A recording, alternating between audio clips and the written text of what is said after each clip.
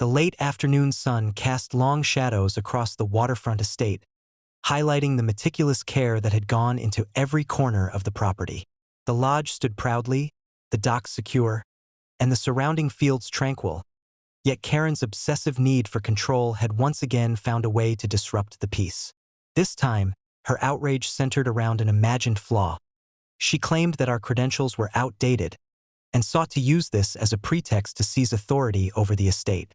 I was in the main control room, reviewing the live feeds from the perimeter drones and sensor arrays when the alert came in. Karen had dialed the police, her voice shrill with indignation. "Their credentials are invalid. This is a violation. Immediate intervention is required." Her loyalists had gathered at the edge of the property, confident that bureaucracy and perceived authority would force compliance. I remained calm, voice steady as I addressed the approaching officers over the secure channel. "This is private property. Credentials are valid and verified under all applicable law. Any attempt to enforce an HOA mandate is illegal and will be documented." Karen, in her black SUV, waved her papers with increasing desperation. Her face twisted with disbelief as she attempted to assert authority over a situation she had neither power nor legal standing to control. Loyalists moved forward, attempting to block access to the docks, unaware that every step was being monitored, every path anticipated, and every tactic prepared for. I signaled the tactical team, and they moved into position.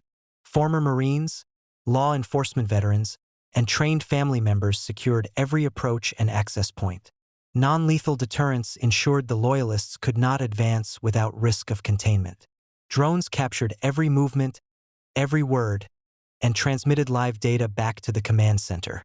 As the officers arrived, Karen attempted to escalate, shouting into her phone, demanding intervention.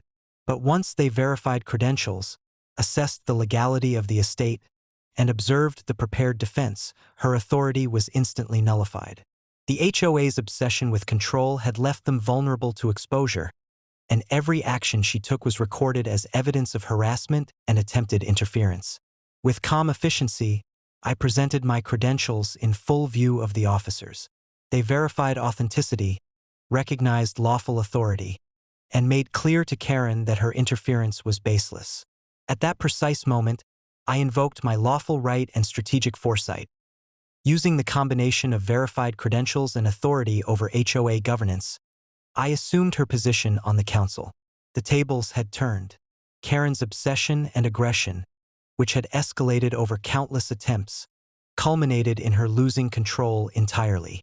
She stared in disbelief as her loyalists dispersed, humiliated and powerless. Every attempt to manipulate or coerce had backfired. The estate, lodge, docks, and surrounding grounds remained secure, untouched, and serene. I walked to the dock where my spouse and infant waited, observing the calm surface of the pond reflecting the late afternoon sun. "She truly never learns," my spouse said softly. "No," I replied, voice steady. "Every attempt she makes only exposes her obsession and the futility of aggression against preparation, law, and strategic authority." By evening, the estate had returned to complete tranquility.